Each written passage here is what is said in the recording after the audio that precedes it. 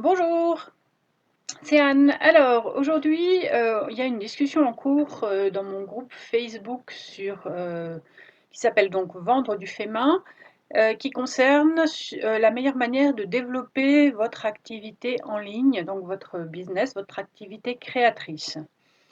Donc, je voulais venir faire un complément là-dessus parce que j'avais un petit peu parlé de ça déjà l'année dernière, mais je pense que c'est bien de rappeler un petit peu pourquoi et comment on peut développer une entreprise en ligne, un business créatif, donc comment vendre vos créations, et puis pourquoi il est important de le faire sur plusieurs plateformes en même temps.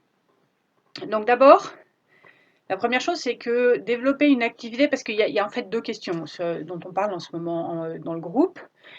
La première, c'est de savoir si on peut vivre de ce type d'activité. Alors d'abord, vivre, ça ne veut pas dire la même chose pour tout le monde. Il y a des gens qui cherchent juste un petit complément par rapport à un salaire. Il y a, selon le pays où vous habitez, le revenu minimum dont vous avez besoin pour vivre est extrêmement différent. Donc, il faut d'abord savoir exactement ce que vous souhaitez en retirer. Ensuite, il faut imaginer que développer un business sur Internet, c'est la même chose que de développer un business dans la vie. Ça, on ne va pas de 0 à 10 millions en 3 jours, quoi. Ça prend du temps. J'avais aussi fait une vidéo sur le sujet un petit peu au début de l'année. Il faut être réaliste dans vos attentes. Alors, c'est clair que si vous partez de zéro, bah, vous allez forcément avoir quelque chose de positif la première année parce que ça sera plus que zéro.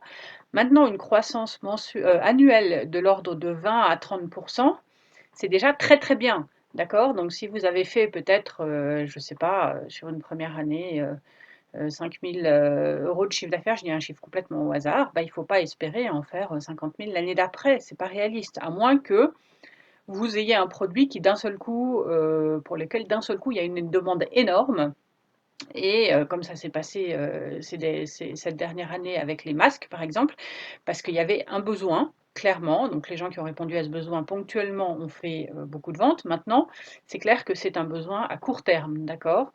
Et donc, ce n'est pas une activité professionnelle qui va durer dans le temps. Et à partir de ça, développer une activité, ça va prendre du temps et du travail. Il faut que ce soit réfléchi. Il faut réfléchir à ce qu'on va proposer comme produit. Il faut réfléchir à comment on va faire évoluer les produits en fonction du marché. Parce que si vous vous rendez compte que vous avez fait tous vos plans en partant d'un produit qui intéresse personne, bah, vous avez beau faire ce que vous voulez, ça ne va pas marcher, d'accord? Donc il faut être hyper réactif. Ça, c'est un des avantages d'une entreprise d'une personne ou de deux ou trois personnes, c'est qu'elle peut être hyper réactive. Si d'un seul coup vous voyez qu'il y a quelque chose qui devient super à la mode, bah, il faut immédiatement, je dirais dans la semaine ou dans les 2 semaines, proposer un nouveau produit. Vous pouvez faire ça, les grosses boîtes ne peuvent pas. Par contre, une fois que les grosses boîtes se sont réveillées et ont envahi le marché, vous n'arriverez plus à lutter. Donc, c'est vraiment la réactivité qui va faire que votre entreprise va pouvoir se développer de manière rapide, et je ne sais pas si ça se dit évolutivité, enfin, votre capacité à évoluer et à répondre en fait aux demandes du marché. Et c'est vrai pour le business créatif comme c'est vrai pour tous les autres. Et il faut que vous compreniez ça. C'est vraiment quelque chose qui est important. Maintenant, la deuxième question, la deuxième partie de la question, c'était de savoir si il faut utiliser d'autres plateformes. Alors là, la question qui se posait concernait en particulier la plateforme Un Grand Marché, donc je ne l'ai pas testée personnellement, mais il y a plusieurs choses importantes. La première, c'est que évidemment, il ne faut pas être dépendant d'une seule plateforme, parce que si vous vous passez plusieurs années à développer un business sur Etsy qui d'un seul coup représente votre revenu unique et qu'il y a un problème quelconque avec Etsy, donc ça peut n'importe quel genre de problème, vous perdez votre revenu du jour au lendemain, d'accord? Donc il ne faut pas mettre tous ses œufs dans le même panier, évidemment. Évidemment, il faut développer en parallèle plusieurs plateformes, dont une qui est la vôtre, sur laquelle vous êtes indépendant. Donc votre propre site marchand. Alors ça peut se faire sur plein de plateformes différentes. Shopify c'en est une, mais ce n'est pas la seule. Vous pouvez également développer votre activité, si ça s'y prête, sur d'autres plateformes marchandes. Alors celle qui vient évidemment à l'esprit, les deux qui viennent à l'esprit en premier, c'est eBay et Amazon. Moi, j'ai commencé sur eBay il y a 20 ans, plus de 20 ans. À l'époque, c'était très bien pour ce que je faisais, ça l'est plus maintenant, du tout.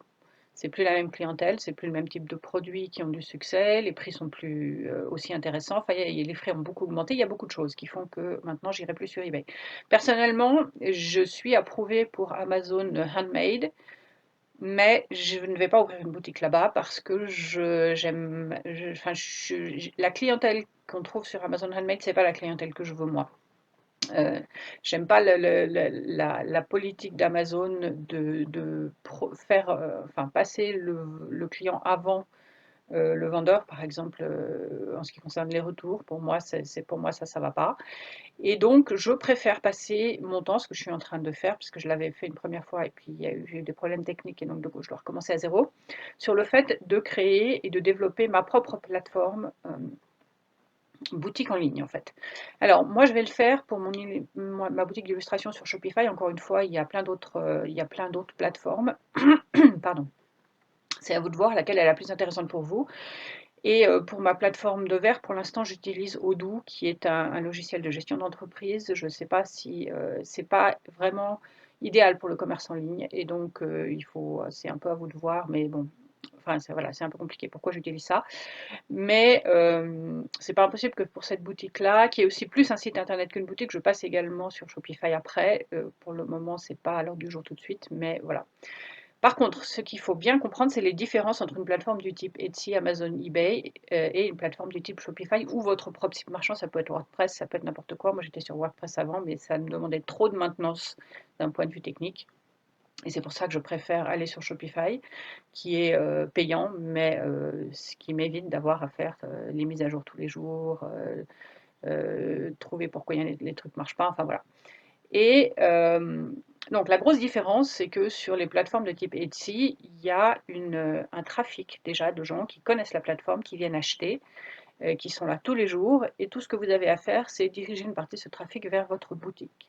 Sur un site qui vous appartient, donc par exemple Shopify ou n'importe quel autre site marchand, WordPress, enfin voilà, qui est indépendant d'une plateforme, que je vous encourage encore une fois fortement à faire parce qu'il vous faut une plateforme où vous êtes indépendant. Il n'y a pas de trafic. Il n'y a pas de trafic du tout qui va venir. Vous allez ouvrir votre boutique et vous aurez 0 visite, d'accord? Et c'est normal. Il faut être référencé et là, le référencement, il se fait sur Google, pas sur Etsy et donc du coup, il y a beaucoup plus de concurrence et il va falloir apprendre en fait le référencement Google et apprendre comment faire pour amener du trafic vers votre site internet, tout en sachant que là, pour le coup, vous allez être en concurrence avec des sites comme Amazon ou eBay. Et du coup, eux, vous ne pourrez pas les battre. Donc, il va falloir être intelligent sur la manière dont vous allez les construire, ces sites. Mais c'est important de le faire et de le faire sur plusieurs plateformes. Alors, je voudrais parler un petit peu plus de la plateforme Un Grand Marché. Donc, moi, mon expérience, encore une fois, je ne suis pas sur Un Grand Marché, mais j'ai étudié la question.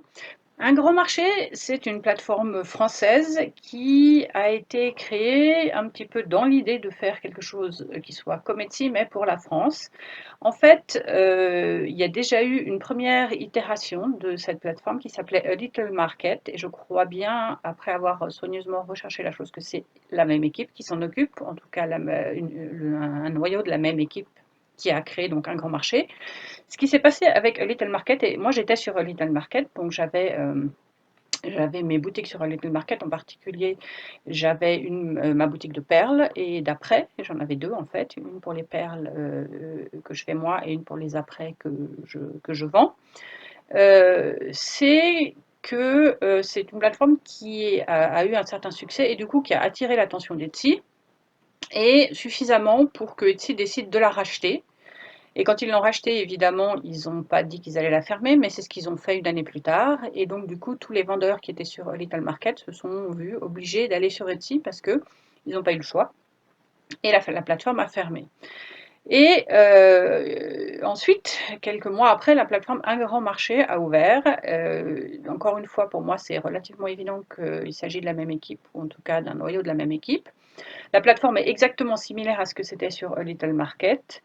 Et mon expérience sur A Little Market, c'était que c'est une plateforme franco-française. Alors, bon, moi je suis en Suisse, les pays francophones ça marche aussi très bien, hein, les pays qui sont pas loin de la France. Par contre, c'est une plateforme qui n'est pas très connue et du coup qui a pas beaucoup de trafic. Et du coup, vous allez y passer énormément, énormément de temps avec un développement de la plateforme que je trouve pas très professionnel. Honnêtement, c'est fait un petit peu amateur.